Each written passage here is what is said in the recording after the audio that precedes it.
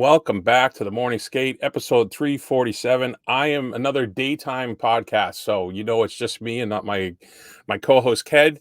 I am joined today. This is a big get for us. I am joined by the Quinnipiac head coach of the women's hockey team, Cass Turner. Coach, how are you? I'm doing great. Thanks for having me.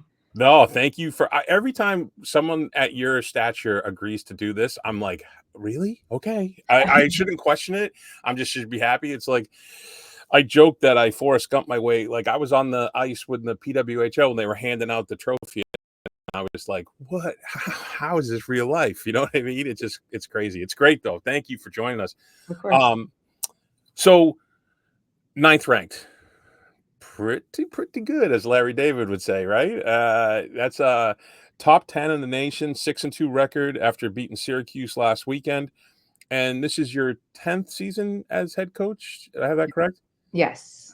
So going pretty good, I would say. Yeah, going pretty good. I think it's going to be a really fun year in college hockey. I feel like this is just a year where parity it's everywhere. It's right in front of you. I feel like usually you have some teams really start and just keep winning, and I think you see more games where you're like, oh, I didn't know that was going to turn out that way, and I think it's just such a good thing for the game and neat to be a part of it. It has, you can see like the teams, and I'm not going to say any names. Again, I'm not as familiar with the ECAC as I am the Hockey East League, but there are teams that you would always look at the schedule. You're like, oh, that's a two-win weekend. And that's not the case anymore. And I think that's the better the whole sport is, like the rising tide lifts all boats, kind of thing. Totally, and it's all of it. Like, it's the players and the depth is getting better and better, but I think the coaching is getting a lot better. Like, I think Yeah. through the ECAC and just how challenging our league is, so many of our coaches have been in this league for a long time, and I look at the way teams play, and they just keep evolving, and they keep getting better, and so I think it's a combination of all of those things. All right, well, let's back up. So Campbellford, Ontario, right? That's where you grew up. This might Yes. be the most contentious question that I'm going to ask you the entire interview. It's a little east of Toronto. Are you a Leafs fan? Did you grow up a Leafs fan? Did grow up a Leafs fan. Oh my God. Yeah, it Oh, happened. that's a tough, bitter pill for me to swallow as a Bruins guy. Yeah, it's some big family debates between my nephews and my children and my husband because they're Bruins fans, so Oh, is your immediate family is all Leafs? all Leafs. Oh, Yeah, man. yeah. Well, not to date you, but the Wendell Clark Leafs and Doug Gilmour Leafs, that was a whole different deal than the Austin Matthews Leafs, Well, in my I opinion. certainly had their hockey cards when I was a kid, Yeah. so you're Oh, not that's dating me. um, how'd you get your start in hockey? Who was the one who put you on skates? Or were you like, give me the skates, like every other kid in Canada? Yeah. Well, I have 2 older brothers. So Okay. one is 3 years older, one is 6 years older, and my dad was that stereotypical Canadian hockey dad. He built a rink. He put up the boards. He looks at how people make rinks now and he thinks it's just kind of wimpy because he didn't even put plastic down. He just rolled out the snow. He would get out there with a hose in the middle of the night, set his alarm 3 times so he could make ice for us the next day and get Uphill both really ways mad to the backyard, mad at right? the maple keys, the maple keys that would melt holes in the ice. That was Yeah, like yeah. the end. But so I played with all the boys in the neighborhood. And so when I hit first grade, I really wanted to play. And my parents had said no, but I was a shy kid who I kept like literally leaving school. Like I would run home. And so my parents were like, let's find something to give her a little bit of confidence. And that was it. Hockey brought that for me.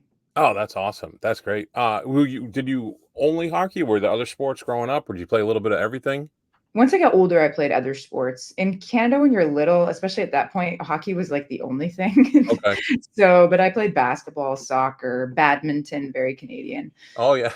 Yeah. Even the way you said it was very Canadian. Yeah.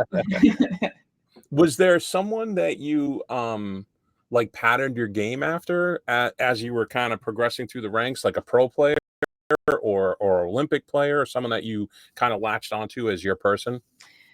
I wouldn't say that. I think I just really listened to my dad. He was always trying to make me a selfless player, and I think that was a big part of it. But I do remember when I was maybe 10 or 11 watching the Women's World Championship on TV, and I remember seeing Haley Wickenheiser, and that was that Worlds where they were wearing Yeah. the pink jerseys, and Yeah. Geraldine Heaney scored that goal that looked like the Bobby Orr goal, like diving, and that photo is kind of everywhere. But I remember that and thinking, oh, Haley's not that much older than me. What is this? Like, Yeah. there's something more. That was a really important moment in my hockey career, to know that there were other women and there was a higher level. I didn't realize that until that point. It's amazing how Haley Wickenheiser transcends different generations because she was just mentioned. I did an interview the other day with a current player, and she referenced Haley Wickenheiser. And I told her, so there's a family at my daughter's school. Their last name is Wickenheiser. And I'm like, what are the odds, right? Yeah, It's not a right. common name. And I'm just like trying to I gotta approach them in a conversation at some point. Were you always number 7 or just a Brown? Or did you Just just at take Brown. just a Brown? Was there a reason behind it? It was available, but it very much became my number. I wanted to be 21. I thought my earth was like shattering when I Yeah. became 7, and then it was just me, I was kind of a tough player, and I remember at one point, like, my assistant coach, I was kind of a wide track skater. I'd run people over, and he goes, "There goes the number 7 train," and that became a bit of That's a good a one. nickname for me Yeah, that's good. as I was going through college. Oh, that's awesome. So, your playing career, I have it written down here. In amongst your playing career, gold medalist for Team Ontario at the '99 Canada Games, two-time national championship appearance as a player for Brown, and a captain your senior year, and a two-time SO Women's National Championship with the Toronto Arrows. So, it wasn't like you were a floater. I mean, that's some high competition. You weren't just a player on the bench opening the door. And everything I've read, it's smart defenseman is always like the first descriptors of the way you played.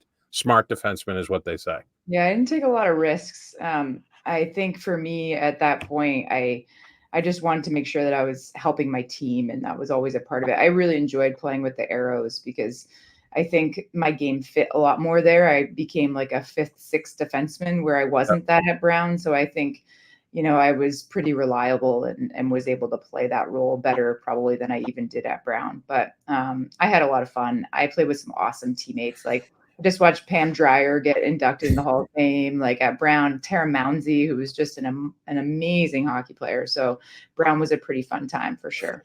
Yeah, so I was looking back at some of the teams and stuff. So you started playing with Christy Zamora back with the Scarborough Sting, and then you guys overlapped at Brown, and she ended up in the Brown Hall of Fame as well, right? Yeah, that's wild that you just came with Christy Zamora. That's awesome. Yeah, she was a big reason why I ended up at Brown for sure, because Oh yeah, I had played with her, like you said, and I went there and went on my official visit. I stayed with her, and I was definitely comfortable. And she was like an easygoing, lighthearted kind of person that I just loved to be around. And she was a big reason why I ended up at Brown. were you looking at other schools as well as Brown, or was that your primary? Yeah, I looked at Harvard. I have a really interesting group. Harvard, Minnesota Duluth, and Maine were my official visits. And Minnesota Duluth, It's not I a would whole lot. Those Venn circles are. I mean, they yeah, have hockey, but we were less educated at that point about everything. So, but the Duluth would have been interesting because I would have been a part of that inaugural yeah, class, and we actually ended up um, playing against them in the national championship, which was really kind of crazy to have that come full full circle. circle. Yeah, yeah. Mm. So Brown University, you were captive 2 years, two-time All ECAC, All Ivy. Uh, I want to give some love here to your coach, because she is like an icon, or Mhm. still. Um, I didn't even realize this. It's the first women's hockey program in the U.S. was Brown University, and it's the oldest one. And I don't know if I feel like comfortable calling her Digit. I'm just going to call her Coach Murph. Coach Murphy. I feel like I have to earn that. Um, First female coach to 200 wins, co-founder of Play It Forward Sports Foundation, legendary coach. Yeah, Um, Go ahead. Yeah, you speak to yeah, her, not she's me. awesome. You can call her Digit. We call her Didge. She she was my first female coach I ever had. Oh, okay. And she had such an influence on me. I think about where I was when I first got into college and the person I was and how I matured throughout my 4 years. And she's a big reason why I'm a coach now. I think, she really helped us to see the game in a way that it was much bigger than just hockey. And now when you watch everything that she's done for women's hockey, her whole platform has been that this has always been way bigger than just women's Yeah. hockey. It's been about, really helping women to realize what they can accomplish in this world and giving them a voice. And she had that influence on me and was a coach that really pushed us, but we had a lot of fun. Like she was just awesome. It was a great experience. Oh, that's great. I mean, you guys had a lot of success there. Oh, I did want to ask this. I read this little blurb. Um, did she really allow her centers to pick their wingers during gameplay? Oh, interesting. I played D. Now I realize, like, as a coach, that it's way different on the D end than it is on the forward Oh end. You yeah, have yeah. no idea what's going on down there. But D is being a D is Pleasantville, you know? that was a thing that was it was from the 1999-2000 season, where you guys won the ECAC, but you made it to the national championship. Yeah. And according to what I saw, that she allowed during the game her centers to be like, "Who you going with?" And they would. That's how the lines were. And I hope it's true because that's Yeah, all. it wouldn't surprise me even a little bit. Yeah, Like, yeah, innovative, right? I yeah, mean, if it's she's not afraid working. to do it differently. That's for Yeah. sure. So, all right. So you had the national championship experience, and then uh, I do like how your PIMS went up every year in college. I think that's a nice little Oh, trend but you had going. they went down in my The senior year. You senior gotta year, yeah, notice your that. senior Yeah, year. Your yeah. junior year, though, you were playing with your hair on fire, Yeah, it 75 was. pins. So you it was you had 2 national championship appearances. I mean, do you still remember? Is that like those must be locked in core memories at this point, right?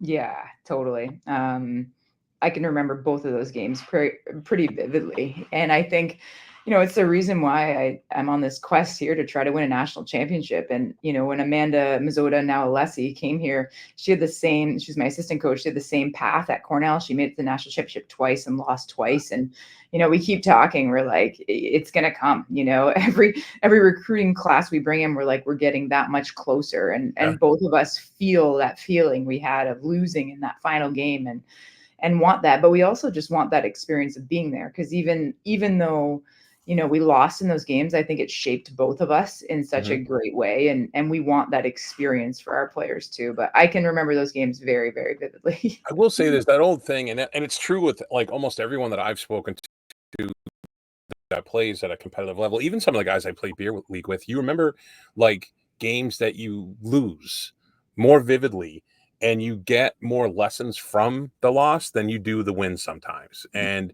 it's hard. It's a bitter pill, right? And especially in like New England, like all these like the kids who I used to coach in high school and the kids who work for me, they're in their 20s and all they've seen is the Patriots win everything, and it's like you have no idea how great you have it. Totally. Yeah, I just think it's an interesting dynamic there. Um, so we talked about some of your teammates, a lot of Olympians when you were Brown, and I do want to ask about Allie Brewer. How is she not Olympian as a Patty Caz winner and the way she stood on her head? I don't understand. Like, I know there's politics at play sometimes with the Olympic teams, but I mean that's Olympic level goaltending, no? Yeah, she was phenomenal. She certainly was amazing at the college level. And I don't know. Like, I think it probably was just like her size, I'm guessing, at the end Maybe. of the day, because she was a smaller goaltender. But I mean, she was lights out for us. She was awesome. Yeah, it is. And then when you with the U22 team with Canada, 3-time Air Canada player, selected to the Canadian National Development Camp, gold medal, like we mentioned at 2003. And then some of these players, Megan Hunter's a Blackhawk scout. Carla McLeod is the head coach of the Ottawa Charge. Gina Kingsbury, the GM of the Toronto Scepters, and Jackie Friesen at the assistant coach of Wisconsin Badgers, and you, head coach of Quinnipiac. I mean, you feel like that step to the Canadian team, it's a whole different like mindset level, understanding of the game that you translate into careers. Yeah, totally. And like an amazing group of women. And to see them in such great leadership roles now, It's really cool. And it's nice because when I see those people, it's this instant connection Oh too. yeah. And Gina, as the former general manager, well, she still kind of is, and on her way through this next Olympics with Canada, she's the general manager of Hockey Mhm. Canada. But I've had the opportunity to be with Hockey Canada, and it's nice because I just have that familiarity with her. Yeah. And it's just a good connector. And Megan Hunter, to have the role she has right now with the Blackhawks is awesome. And she is the hunter of the hunters. Like she is Megan Hunter of the hunters. And so I think it's really cool to see that group of women go on to influence the game, because I think it's those reasons. You look at what Jana Hefford's doing now, that the Mhm. PWHL is just finding such great success as those female leaders in that league.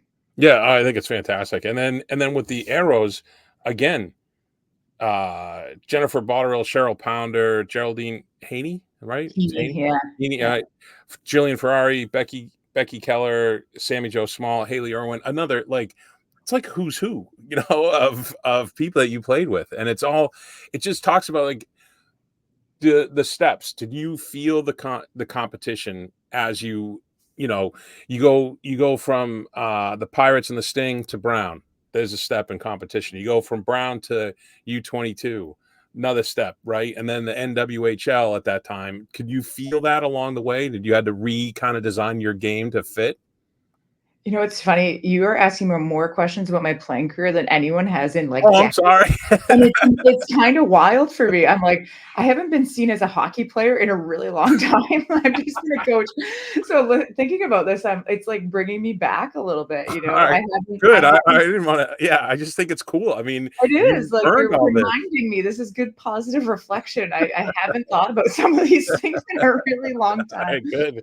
But yeah, you're right, and maybe that's why I enjoyed that step to playing with the arrows, because honestly, um I can remember like things that right now I think I was on the path to becoming a coach. Like it always kind of been in the back of my mind, but I remember like I was on a team of what at that point were superstars. Yeah. And I remember thinking back to like, okay, what was this like at Brown, and how can I fill this role in a way that's going to bring our team together, and how can I be excited about being where I'm at? And I can remember playing in the national championship my first year with the Arrows, and like there was a line of Danielle Goya, Kelly Bouchard, and I literally, and Haley Wicknizer. Every time they went on the ice, I saw them up, I sprinted off the ice, like, and because that was my role. Like we Yeah, needed Becky Keller and Cheryl Pounder out there. They were yeah, better than me. So, I think about that. And as you say, like, raising your game, I raised my game, but I also played my role. And I yeah. think that like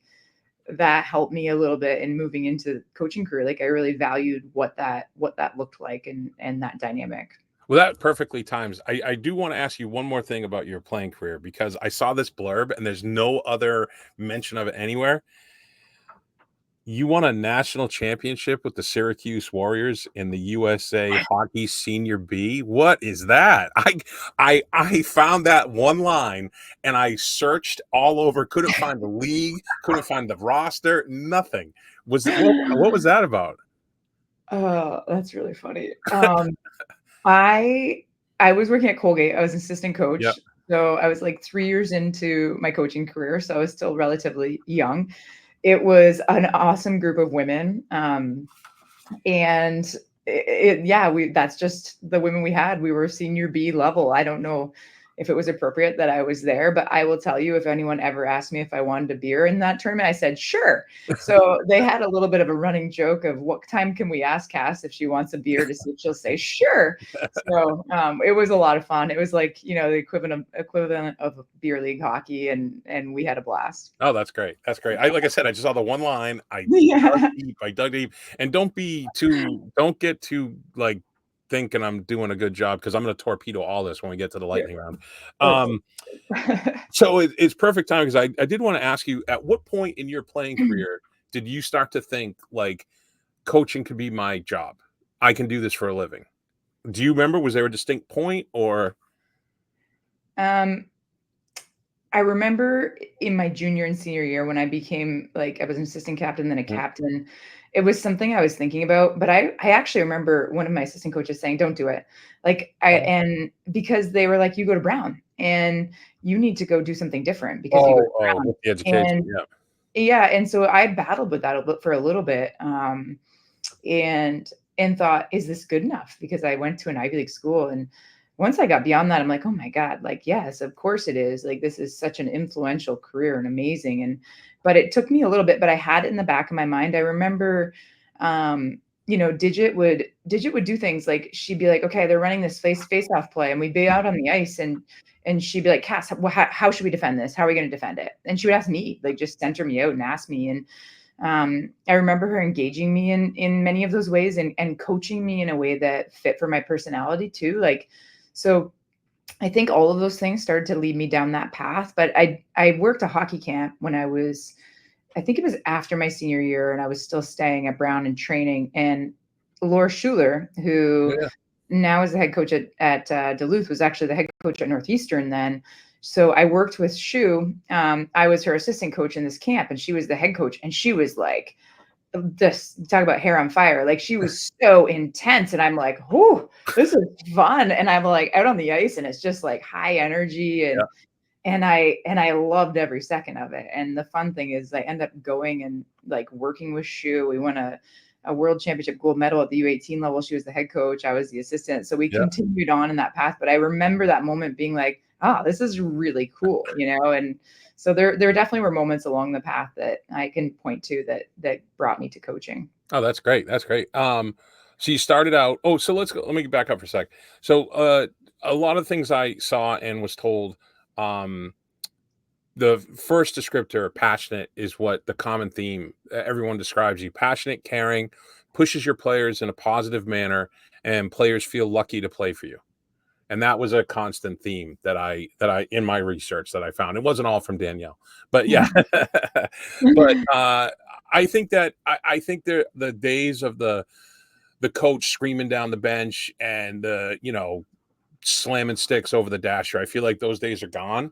And I like you talked about with Digit how she kind of tailored her approach to the player, and it's not a cookie cutter type approach. And I think that is a similar pattern that your players have said about you. And I just want to know how much you felt like you drew from your experience under Digit as a player. Yeah, a lot. And I think about often like how how I want my team to feel. And that doesn't Mhm. always mean that I want them to feel like great. Like Yeah, no, there's I get it. times there's times where they really need to be challenged, but it runs through my brain often. Like I think that in order to have any successful organization, you have to have trust. And I think sometimes some of the older ways of coaching can really harm trust. And I think when you have trust, you build that first, but with the between a coach and a player, you can really get through to them, and you can set really, really high standards. But you need to build that trust by valuing them as people, by valuing their efforts, not discounting their efforts, and finding ways then to challenge them when you have that relationship in the right way. Yeah. No, that's great. I always ask about coaching philosophies. Like, I mean, I was a high school coach, so I kept it super dumb, right? For those idiot boy lacrosse players that I had, they were just like golden retrievers come to life, basically. And it was maximum effort, be a good teammate. And if you can do those two things, everything else will work out. I don't. I'm assuming it's a little more nuanced at the college level. Do you have like a core tenets or things that you focus on? Like, I don't know if you have it dialed down, like distilled like that, or I know you just mentioned a little bit of it, but I didn't know if there were like a benchmark that you have or something like that. We're fluid a little bit. Like I I think some teams have core values, they're written up, and what we do is we do it a bit differently. Like we really like to empower our team and get them involved in what they want to accomplish and what they want their culture to look like, feel like, and what they can do to create that. And so, for example, last spring we really talked about like what do we want our new players to feel like, when they come into our program, and they just kept coming back to, we want them to feel comfortable to be themselves, and that they feel accepted and that they feel empowered to be a big part of this right away. And so we talked about, like, what does that look like? What does that not look like? And it always comes back to everyone feeling valued, and our team learning, how do you help them to feel valued?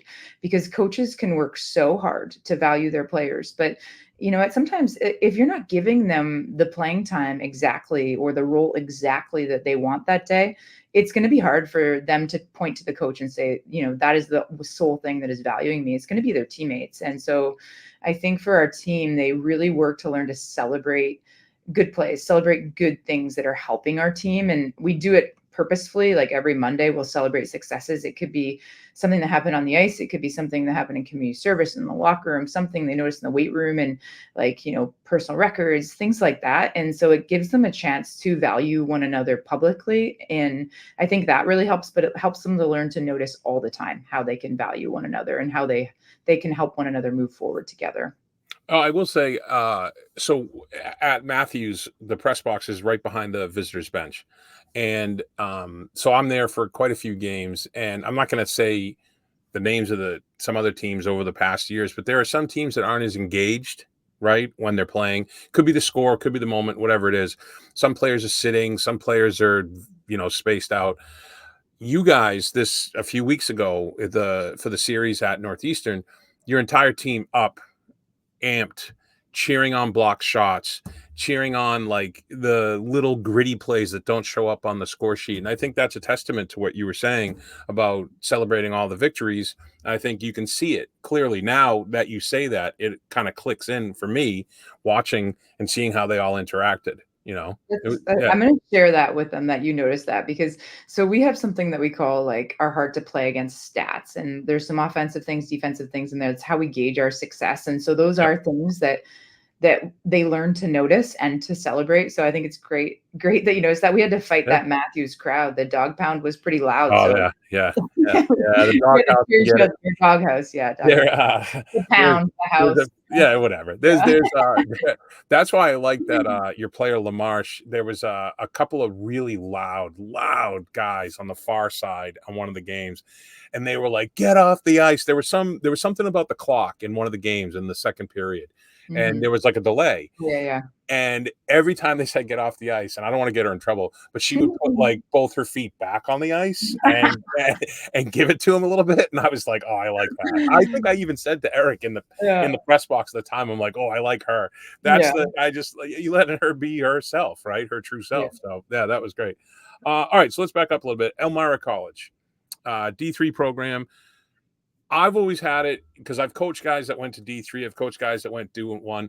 The D3 kids are literally playing for the love of the game because they get no help. Like basically, it's like a club almost.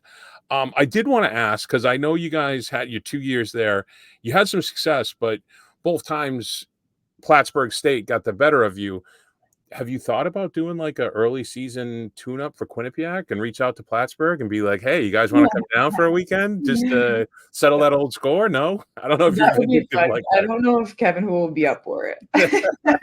Like a friendly, right? Yeah, yeah.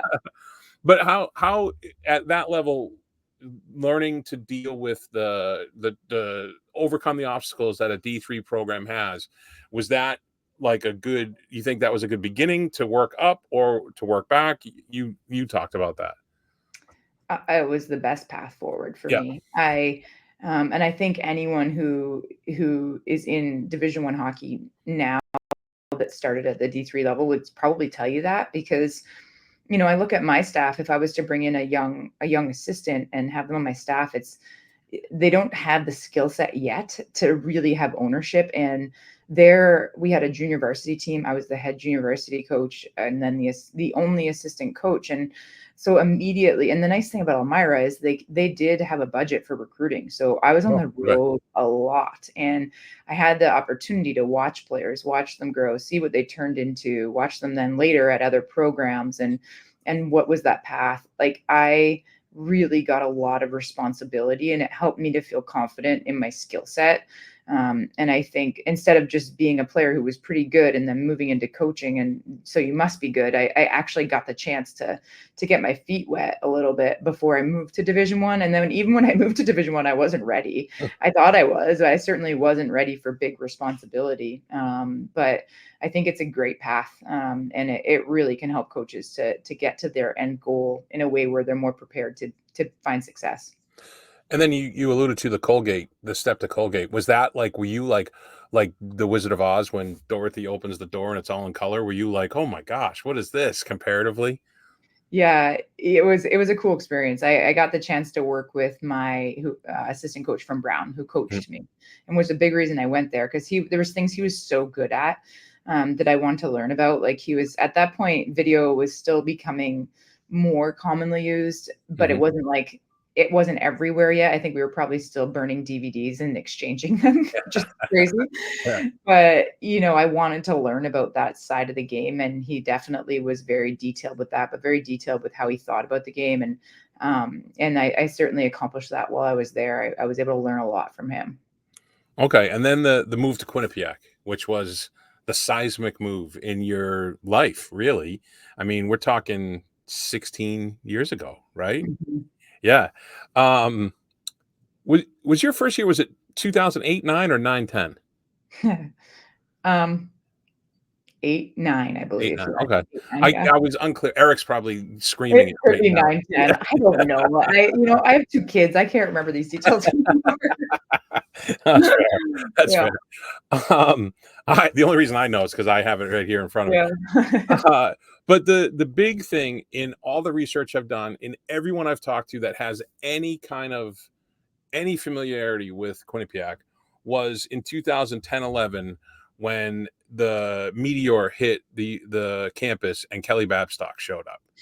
And I will say this, she is one of my dream gets to have on because her personality shows through, like, in the slightest little mic'd up moments that the PWHL shares, or just on the play. I mean, she just a firecracker, and she pretty much put the program on the map, right? Yes. I mean, she had 203 points, Yeah, and, crazy. she was a part of us. Like, we were 326-5, and then we went 19-8, Yeah, and she came in, that following year after the 19-8, and then we just had, like, over 19 win seasons every time she was here, every year she was here. So she like, I just think about Bean Clarkson. She, like, would get a hat trick, we'd win. She was just there for us. She was like in Faces in the Crowd, Sports yeah, Illustrated. Like, she was a phenom for sure, and just somebody who could put the puck in the net, and a ton of fun, great intensity. We actually just had an alumni game this past weekend, and everyone's kind of going like soft. Kelly wasn't. Kelly was like, she was going for it, and did like, you just skate in the alumni game? I did not skate, Okay. no. No. Oh, I didn't know if you it was before our game, so, did. Yeah. I used to skate in the alumni game. I think those days have passed, but yeah, she scored one. It was, like, just sweet, and it was just nice to see her go so hard. I was like, "We need Yeah, to get 204 points instead of 203 up there." That one was good enough, but, she's somebody who just loves hockey. So everything you see about her with the Boston PWHL team, with the Fleet. Like, she's just that person. Like, she is going to do everything she can to help a teammate. She's going to do everything she can to help her team and play whatever role. She is that instigator that you're talking yeah. about, like LaMarche. Like, she is going to get under people's skin, and she is going to have a ton of fun, and she's going to bring the energy. I think she was a great turning point for that Boston team. I think she lightened the mood a little bit, Yeah. and helped them to really love the game and play. She's in the middle of every scrum, Yeah. every after whistle. Yeah, she's a lot of fun to watch. And then I feel, and this is me from the outside clearly looking in, but I feel like when she got there and elevated everything, it started, I'm assuming, helping with recruiting somewhat, because Yes, you totally. see the players that you guys started to get after her. Costa, we talked about, Borgfeld. I do want to ask you about Chelsea Layden. Do you know she's a paranormal investigator? Yeah, she's Did you know also that? yeah, I do. And the She's also fact that an she, optometrist. She's also an optometrist, no, just that's true. Doctor, right, right, right, right, right. yeah, I shouldn't skip over that. yeah, But I yeah. just saw a paranormal investigator, and I was like, "What the?" And then I'm like, "Oh, of course, it was the goalie." Yeah, right. Like, if that's not the most goalie thing ever, that anyone who's ever played hockey can tell you, oh yeah, that makes sense. The goalie's the paranormal investigator. I would say in her defense, if we're gonna be judging, now I'm gonna be I'm judging. not judging. I think it's awesome. Her brother is, like, such an innovator, like, filmmaker, and her family is so close, so she just jumped on board and was, like, just so willing to be fully a part of it. I've only Awesome. watched a little bit of the show, but she is willing to do anything. It's pretty cool. Yeah, and then from there, it just kept going. Nicole Brown, Megan Turner, your was who's now the assistant GM to Danielle Marmer, the GM of the Boston Fleet, Emma Woods, Cheyenne D'Arcangelo, Sydney Rossman. I mean, it just goes and goes and goes. And oh, the other one, Rachel Mayette, I remember because my wife is from Marshfield, Oh, nice. and I have good friends in Duxbury, and I remember her because she was Massachusetts Miss Hockey. And I Yeah. remember that. That was a huge get for Yeah. Quinnipiac, yeah, at Yeah. that time. That's Um, awesome. so the transition from when you became from the assistant coach to you taking over the program, uh, like talking with Danielle Marmer, she talks about that. Like we talked about Kelly Babstock arriving. That was a seismic event for Danielle when you took over. Um, you ended. I don't know if you're aware of this, but you've had 132 all academic honorees in the last 9 years since you took over as head coach, which I know everyone focuses on the wins and the tourneys, but it's student athletes, right? So that's the biggest thing. And I think that's as impressive as anything else on this whole talk we're having. That's huge. Um, was there a conscious like mindset to change some of the stuff you had? And I don't want to speak any, I'm not trying to negative the head coach that you were under, but just like it was your program and there was stuff that you were like, oh, you know what, I'm going to do this my way, and things you pick and choose.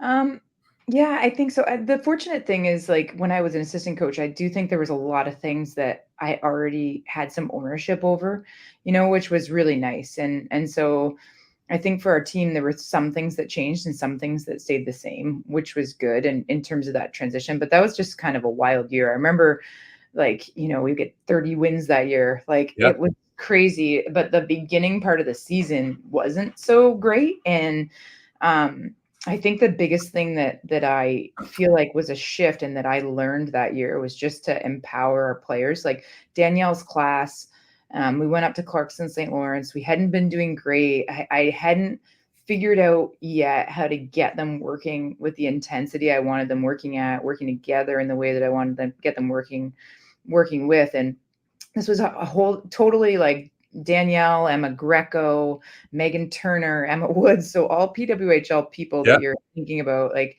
in that conversation. And they're like, all right, they had a team meeting without the seniors and they were juniors. And they were like, we're doing this. Like, we're doing this for our seniors. Like, you have no idea what they put into this program. And we need to do it for them. Like, you need to understand that this is just, we only get this one opportunity for Yeah. these players. And the interesting thing is, with those players, some of them, I remember sitting in a meeting early in that season, and I asked the senior class, like, at the end of the season, what do you want to say about this year, about your time at Quinnipiac? And our captain was the last person to go, and she said, I just want to be able to say that I taught the rest of our defensemen, our new D, like what Quinnipiac defense is all about. And I want them to be ready to take over. And I want them to be ready to be great. And that's what she cared about. So Yeah. if that gave you a sense of, sure, they wanted the results of winning, but that's what she wanted. And she ended up battling injuries like crazy that year. And I think all of that played a part in just them having that kind of magical year. But I learned a lot about how to empower them. Like, a lot of those things they came up with on their own, which was amazing, but I think they felt comfortable to do those Yeah. things. And so how can you create an environment where your players feel empowered to take ownership over their team's success? And that's been something that I constantly think about. How do we do that? You give them the room to have the ownership and to build the legacy is what it's really all about. Totally. Uh, I also don't want to gloss over that first year, first ECAC title to the program.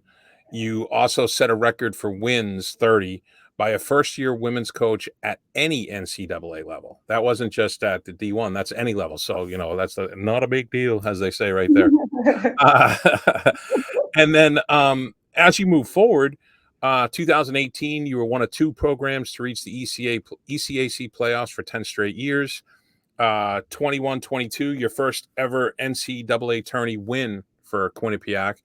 And last season was your third straight 25-plus win season. So pretty good, as we say again. Yeah.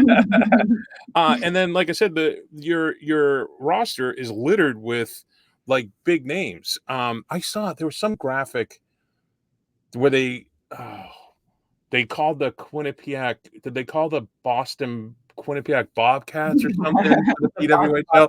Yeah, Boston Bobcats or something like that. Samskovich, right? Both of them. You got the younger now. Katie Tobin, Abby Ives, Zoe Boyd, Lexi. Is it? I always Adzia. Agia. How Agia. Agia? Okay, Yeah. who became my daughter's favorite player because I showed my daughter's 8. I showed her the video where she showed up at that girl's house and surprised her at the birthday party. And my daughter was like, "Can you get the Huskies to come here?" And I'm like, "No, I can't. I can't." But that was great. Yeah. And then just the continued success, and then also because you're not busy enough, hey, let's hop in with the U18s. Like to fill up more of your time. And I know this was a few years ago, so this was pre-kids, I'm guessing. Yes. Yeah. Well, I was pregnant with my first. Oh, okay. Yep. And Yeah. again, the Nicole Costa, Erin Ambrose, Anne Renee Desbienne, Mika Zandy Hart, Rebecca Leslie, Hannah Miller. You worked with I'm sorry, Kristen Campbell, Elizabeth Gajer, Kristen O'Neill, and I did want to ask if Samskovich chirped you at all because she got you in that one.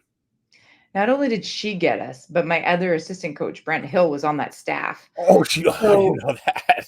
So on the Canadian staff, it was me and Maz, Amanda, my other Yeah. assistant, and she was our goalie coach. And then on the other team was Samo and Oh. Brent. So yes, they're very kind. Brent has never chirped us because he's kind.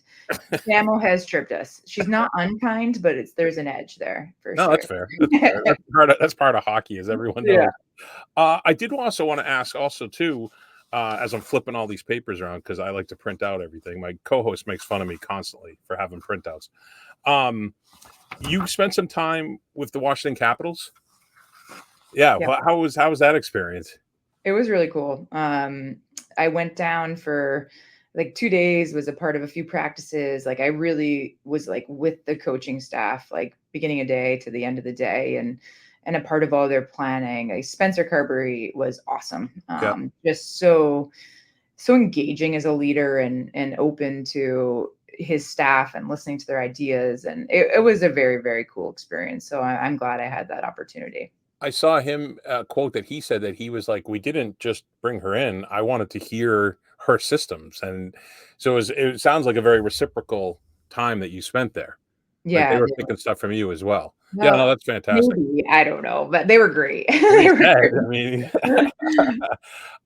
and I did want to ask you too, with the PWHL now established, have you seen the physicality roll down with the ECAC, or have the refs? I don't want to get you in trouble. Has any officials from the ECAC, like on ice officials, off ice officials, talk to you guys about, hey, this is the new parameter that we're setting, or anything? Any conversations like that? I think even before, well, I know before even the PWHL started last year, we were already moving to a more physical Mm-hmm. game. And I think it was maybe 2 years ago, 3 years ago, maybe, where it was an emphasis when we were down at our coaches convention, just that's what it was going to be looking like. I don't think we're to where they were last year. And I don't even know if they were quite at the standard that they wanted to be at last year, but certainly there is more physicality in our game than there used to be. And I think our players really like it. I think it's just learning how to play in it. Like so many Right. players haven't played contact hockey and they don't know how to protect themselves. There certainly has been more injuries. But overall, I'd say that they've enjoyed it and it's been a positive thing for the game. I think the hardest thing is learning how to take the hit as opposed to giving the hit. And that's something that's taught at such a young age that it's hard to catch up. Was the I just totally lost my train of thought. That's all right. I'll just keep going. This is how we Yeah, do it. it's all good. I did want to ask too, with the physicality, is it going to start, or have you seen it start kind of rejigger the way you construct a roster or in your recruiting?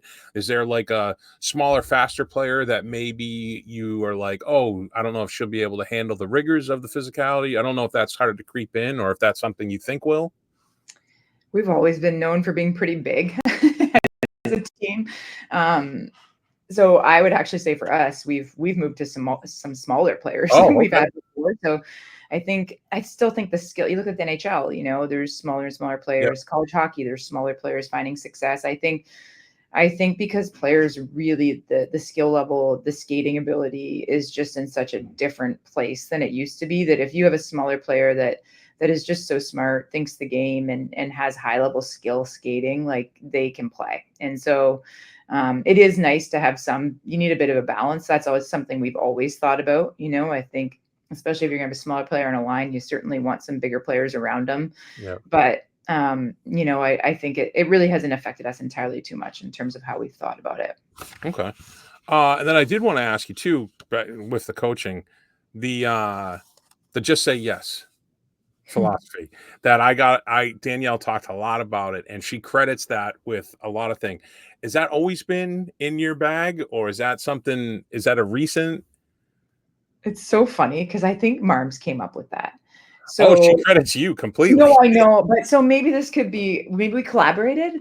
Um, but I think where it has evolved from for her is just, honestly, you asked about my Elmira experience, and I think for Danielle, when she was at Con and she was looking to figure out her next steps, I think for her, I really pushed the build your skill set versus worrying about what people think about where you are, and go to a place that is going to allow you to work on the things that you want to work on as a person in your career, to build the skills that you're going to need to be where you want to be at some point. And don't be in a rush to just get a position that you think you should have versus the right position that's going to help build your skill set.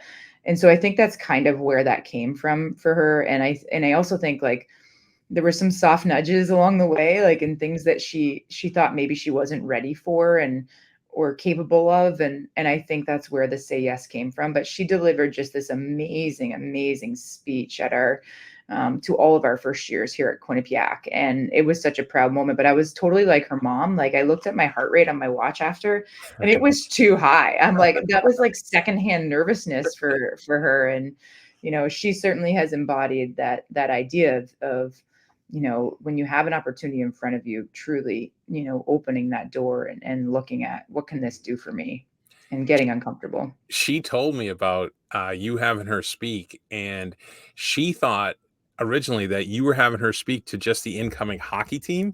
Oh, yeah. And she was like, "Yeah, no problem. What's it gonna be, like 6 girls?" And then it was the incoming class, and she was like, "Holy smokes." So I'm guessing her heart rate was probably a little higher, Yeah, but, probably. Yeah. but, She nailed it though. she She's said so she smart. said the She's so thing she smart. kept in her head was that just say yes. Yep, Yeah. I'm gonna do it. Um, yeah, she talked about how, she didn't realize that you were fun to hang out with until she started working for you, which I think is good because you want that separation, right? As a coach, you're not the buddy. And she, talked about how much she cared and how much you cared. I'm sorry, and how everyone knew that you were putting in the work and no one wanted to disappoint you. But she did want me to ask. It's a little bit of a running joke. To ask you how many people you made cry on a daily basis, in a nice way, in a good way. Eric's having a heart attack in the background. But she referenced your office couch as Yeah. like a therapy couch. It's interesting. Like, if you ask people how they're doing, sometimes they tell you, I know, I know. I don't know if I've gone much beyond that, but if you need it and if it's a welcoming environment, it's okay to cry. There's like I remember years ago when I had an office job, there was this one guy who had all kinds of health issues, and I used to say, like, I'd pass him in the hallway, I'd be like, "Oh, how you doing?" And then he'd be like, "Well," and I'd be stuck there for like 10 minutes, and I'm like, I gotta stop, I gotta change my greeting to this person. Yeah. Um, yeah, she said you were gonna roll your eyes and laugh when I Yeah. asked you about that, but she did want to. And then she said when she started working for you, you would have meetings or staff meetings, and she consciously chose not to sit on the couch when she was in your office as That's a so funny. coworker, which I That's thought was fantastic. I didn't know if you knew that. I did Uh, not know that. yeah. That doesn't surprise me. No, it's great. It's great. Like I said, she talked about you so highly. It was almost like a Yoda kind of thing. You know what I mean? That's the vibe that she gave. Like, I'm gonna call her for the rest of my life with every kind of question, and it's Aw, great. that's It's awesome. like people like I coached like high school, and I still keep in touch with players, and some of my friends like, you still keep in touch, and I'm like, yeah, they're like 30 years old now. It's great, you know. And I think that it's a testament, and I'm not trying to pat myself on the back, but I think it's a testament to you and any coach that has that relationship built over the time to be able to maintain it, you know, and to become like a friend as they get older. Yeah, and I will say that I have learned, and this isn't just me trying to pat my arms on the back too, but like I have learned so much from her when there's things she did when she was on our staff that I didn't ask her to do, but she just did because it's part of her personality and it's part of why she's a phenomenal leader. Like she managed my staff, like for me almost, to help me. And I learned in so many ways by how she did that, like how she connected with my sports information person, my trainer, my equipment manager, my strength coach, and it was really neat to see. So there's so many things that she's done, and she's just so thoughtful and bright. Like, you listen to her talk and she's just so articulate, and the way that she thinks through situations, her bigger picture thinking is unreal. And so I've equally learned as much from Danielle, which is why I really,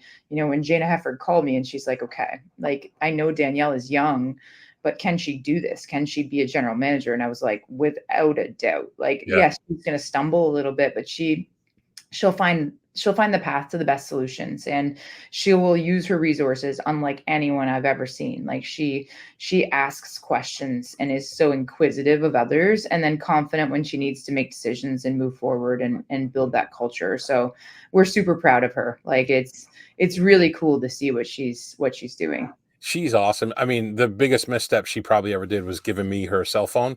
But, besides that, she's been aces. And I even asked her when I interviewed her, she had to trade a friend of hers. She had to trade Cheyenne Darkangelo away. And that, like I said, I go, this is going to be, I go, I have to ask you this. And I don't want to, but how's that? And she was like, hey, we got to do what you got to do. And it was, yeah, she's an impressive woman for sure. Yeah. No, and I'm really happy for her and her success. All right, so now we did all the serious stuff. You ready for the idiot stuff? Okay, so This is the lightning round. yeah. All right, so laces and tongues, in or out? Oh, I'm so old. In. Yeah, yeah. Favorite cartoon character? Oh. Oh my god, do you wanna know the first thing that came to mind? Yeah. Remember Ren and Stimpy? You're not the first person to say that. You are Yeah. not the first person to say that. So that's Yeah. great. And I think that's making a comeback because now with like I think Netflix and streaming, like one of my buddy's nephew, I saw him recently and he's like, hey, have you seen this show Friends? It's fantastic. And I'm like, yeah, I've seen it, bud. Besides Quinnipiac, take Quinnipiac out of it. Favorite and least favorite rinks you've played or coached in?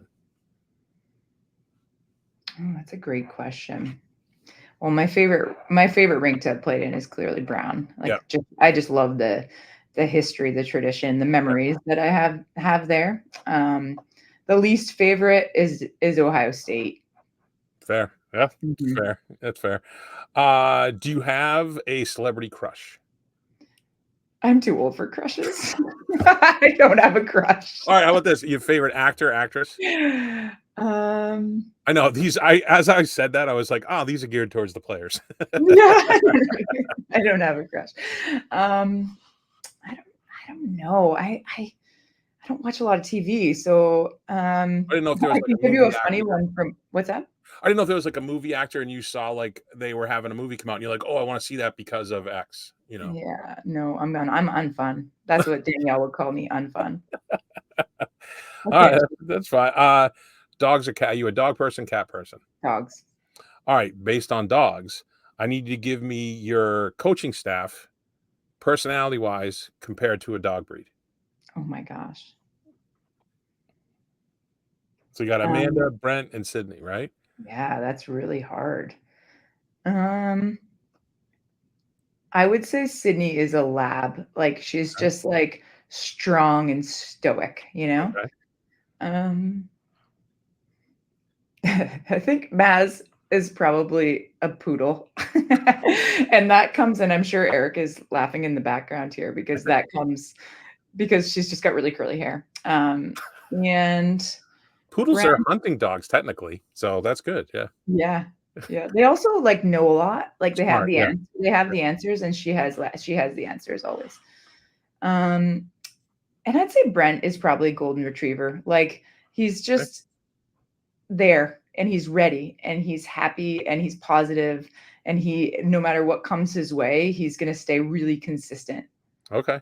No, Yeah. that's good. That's awesome. What is a skill you don't possess that you'd love to master? Ooh. I'd like to learn how to play the guitar. Oh, yeah, that's a very Mhm. popular musical instruments is a very Yeah. popular answer for that one. What's your go-to pizza topping? Green olives. Really? Never, Mhm. never had that one. That's the first answer. Very, very Canadian, and I get so excited anytime I get home to find a place that has green olives for pizza. That's cool. Interesting. I never heard that Mhm. one. Black tape or white, and do you go heel to toe or toe to heel? Heel to toe black tape. Okay. Well, this I'm guessing the answer based on the actor answer. Do you have a guilty pleasure TV show or your most recent binge watch? Oh, I'm watching Suits right now. Oh, okay. Yeah, yeah. Yeah. Would you rather be able to speak any language in the world or talk to animals? Oh, interesting. I'd say talk to animals. Yeah. I had a player tell me that she said that and because she was, I want to hear if my dog has an accent. And I was like, what? I thought that was hilarious. That's funny. Um, is there a current NHL player or PWHL player that reminds you of the way you used to play? It's a good question. I would say probably 2 years ago, Ella Shelton. She's Okay. gotten a lot better offensively over the last couple of years. So that might be the best backhanded compliment ever. Yeah. All right, that's a good one. So start, bench, or cut. Pancake, waffles, French toast. Wait, can you repeat that? So this is the NCAA version. Start, bench, or cut instead of marry. You know, so French toast, waffles, and pancakes. Which one am I gonna Who would have? you start? Who would Who you would I bench? start? Who would you cut? Oh, I get it now. Okay, sorry. Um, Pancakes. I would start. Oh, it's so hard. I don't wanna cut any of them. Can I bench them both? I'm benching Sure. them. Yeah. Yeah, I Oh, how don't about this? We'll do start, second line, healthy scratch. How's that? uh-huh. I think I'd have to go waffles second, Okay. yeah. All right. Would you rather fight a horse-sized duck or 100 duck-sized horses? Oh, a horse-sized duck. One. Okay. Yeah. What is your favorite pastime that's not hockey related? Just being with my kids. Yeah. Yeah. Yeah. That's a good answer. Mhm. Again, another acting one. Who would play you in a movie about your life? Well, this is kind of a running joke. Meghan Markle. Oh, So, we were in Belfast for for our game, and somebody came up to me and was like, "It's Meghan Markle," and she was like, convinced. She might have had too many, but she was convinced I was Meghan Markle, so now I'm still in my assistant coach's, phone as the Duchess. that's awesome. Did you take a picture with her? Did you just go with it and be like, "Yes, I am Meghan Markle"? 100% I went with it, Oh, yes. that's It was awesome. That's quite fun. fantastic. Yeah. That's fantastic. What's your favorite holiday? Um, let's see. I think my kids' birthdays. Oh, that's great. Yeah. That's a great answer. Yeah. If you could live anywhere in the world, where would you pick? Oh, that's a great question. It would be Canada. Yeah, Um, I think any great, quaint, small town in Canada. yeah, yeah. On a lake. Yeah, that'd be great. Mhm. Um, if you could pick a superpower, what would you choose? And not the couch or being able to make people cry as a superpower, like Danielle said. What did you say? Well, Danielle said your superpower is the couch and making Oh, making people cry. Oh, I thought you were talking about what she wanted her superpower to be. No, no, what are your superpower? Yeah. I just said I'd she like said to that about you. fly. I'd like to fly. I sometimes have dreams that I can fly. So, I think that's a very common, dream. You have a music festival, any band or artist, living or dead, the Cass Turner Music Festival, who's your top 3? oh, that's also a really good question. This It's is gonna be hard-hitting journalism here. all over the place. Garth Brooks. Okay. You ready for it to get weirder? Yeah. Alanis Morissette, Ooh, nice. Beyonce. So, you might be the first person that I've known all 3 of the bands. I was like, "Yes, yes, yes." Oh, like, when I talk to athletes, like the players, they're, like, naming people, and if I get 2 out of 3, I feel pretty good about myself. Yeah. Just a couple more. Who's the most famous person in your phone that you're comfortable divulging? Yeah, probably Mel Davidson. Okay. Yeah. Do you know who she is? No, I but that's I okay. She's famous enough in Canada that I was eating dinner with her, and at least 3 people came over to the table to be like, "Hi, Mel." So Mel, was involved in Hockey Canada for probably 15, 20 years. She was the head coach. She won 3 Olympics, and then she was the general Wow, manager for Hockey Canada. She's a mentor of mine, and that's awesome. yeah, just an awesome human. And then this last one, I ask when I talk to the coaches or non-athletes now, my favorite player of all time is Jerome McGinley. Favorite player of all time. We end every podcast with me, like my co-host will be like, Brownie, you got anything else? And I'd be like, Yep, God bless you, Jerome McGinley, wherever you are. That's kind of my sign off. So I know his daughter plays for Brown. We're So you about to might play them. We play them on Friday. yeah, I was gonna say you're coming Yeah. up, you're playing them. Do you have an Jerome McGinley story or any have you ever met him? Any encounters with him? I have not met him, but my assistant coach, Brent, played with him. What? Yeah. I did not know that. Yeah. In juniors or something, so they know each other. So, um, yeah, he's within reach. So Oh, you might need to get Brent. Brent would be great on your podcast too. all right, all right. That's great. I just always ask because we had Bo Bennett on a number like a year or 2 ago, who was won a cup with the Penguins, but he had some injuries, a shorter career. But he's a super interesting guy. So at the end, I was like, "Hey, do you have a Jerome McGinley story?" He's like, "This one time we were in a hot tub, and my co-host just started laughing. He's like, Brownie's about to faint." He's my favorite player. I mean, don't get me wrong, Bergeron's right there too, but Yeah. Jerome's my guy. He's always been my guy. So, well, I know you have so you have road game weekend, Brown on Friday, Yale on Saturday. Um, I think the ECAC is interesting the way they do it. I had no idea it was different from league to league with the travel because you guys are slightly a lot closer. So is that a stay over kind of thing? Do you go to Brown? I mean, do you go to Brown, stay over, go to Yale, or is it back and forth each one? Back and forth each one. Okay, because is there a limit? Like, is it like a 2 hour thing or? Kind of a 2-hour thing. I think for us, it depends on where the 2 hours is heading. Like, Oh are we yeah, gonna hit a lot of traffic? Are we not gonna hit a lot of traffic? So yeah, Brown's kinda like Brown and Providence are our limit, but if we're go to Boston, we would stay over. yeah. Okay, cool. Yeah. So that's a nice little homecoming for you, going back to Brown this weekend. That'd be Yeah, fun. it's Yeah. always fun. That's awesome. So, guys, look, I mean, thank you for joining us. Super psyched that you agreed to do this. I was really looking forward to talking to you after talking with Danielle and watching. I'm the Northeastern guy, but I do enjoy watching you guys play. It's a really fun team to root for. And the ECAC. I had no idea how good the league was. Hockey East snob. I always focused on the one. But thanks again so much for coming on. I really appreciate that. And yeah, best of luck going forward. Great. Thanks for having me. All right. Thanks very much. And we'll be back with our regularly scheduled nonsense, I'm sure sometime this week. All right. Take care.